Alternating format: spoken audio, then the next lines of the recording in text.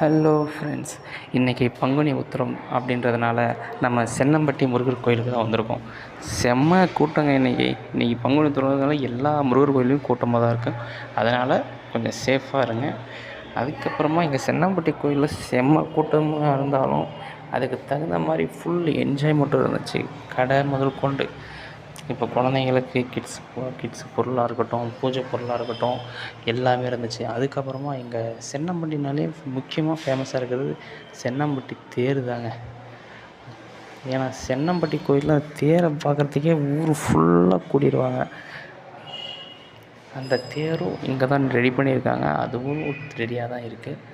அதுக்கப்புறமா எல்லாேருக்கும் அன்னதானம் இதெல்லாம் போட்டு எல்லாமே சாமி கும்பிட்லாம் அப்படின்னு சொல்லிட்டு கோயிலுக்குள்ளே போனோம். இதுதாங்க சென்னம்பட்டி தேர். அதுக்கப்புறமா உள்ளே போனால் அப்படியே என்ன சொல்கிறது, மக்கள் கடல் அப்படின்றாங்க பார்த்தீங்களா, மக்கள் கடல் மாதிரி சூழ்ந்துருக்காங்கன்ட்டு அந்த இதுதாங்க, அந்த காட்சி தாங்க இங்கே பார்க்க முடிஞ்சது. அதுக்கப்புறமா சென்னம்பட்டி கோயிலில் அந்த காலத்து கோயில் அப்படின்றது சொல்கிற மாதிரி ஃபுல்லாக அந்த காலத்து சிற்பங்கள் இங்கே வந்து பார்க்கலாம். அதுக்கப்புறமா நானும் எங்கள் அப்பாவும் கியூவில் நின்று சாமியை போய் தரிசிச்சிட்டோம். நீங்களும் முருகரை பாருங்கள்.